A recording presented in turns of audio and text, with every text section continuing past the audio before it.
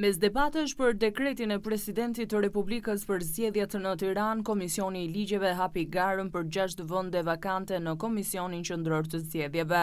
Do të zëvendësohen 5 anëtarët e Komisionit Rregullator që i mbaron mandati më 5 tetor dhe 9 komisionerja Lealba Pelinku, mandati së cilës ka mbaruar 1 vit më herët. Vendimi i Bajram Begajt për të zhvilluar zgjedhje edhe në Tiranë, pavarësisht se Erion Velia i vijon betejën në gjykatë kushtetuese, ka shkaktuar debate edhe në Komisionin Parlamentar të Ligjeve.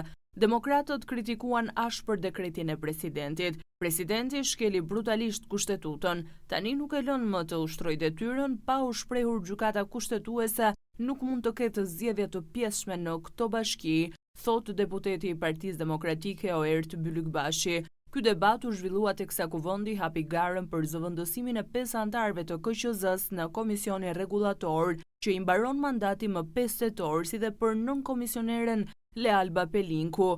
Komisioni Rregullator në KQZ i mbaron mandati më 5 tetor.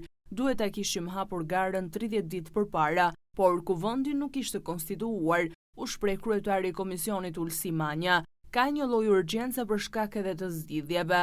Do të mbështeten nga grupime politike të procedojmë shpejt, shtoi deputeti i Partisë Socialiste Damian Gjiknuri.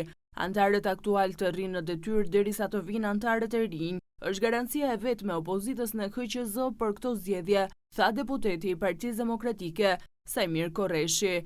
Për 9 komisioneri vijoi detyrën përtej mandatit, u mbyll një sy sepse ishte i opozitës. Të hapet një herë është gara edhe për zonjën Pelinku në këtë moment, deklaroi Gjiknuri i Partisë Socialiste. Brenda 20 ditësh, Partia Socialiste duhet të gjejë 3 emrat e saj për rregullatorin, ndërsa Partia Demokratike 2 emra për rregullatorin dhe 1 për 9 komisioner në KQZ.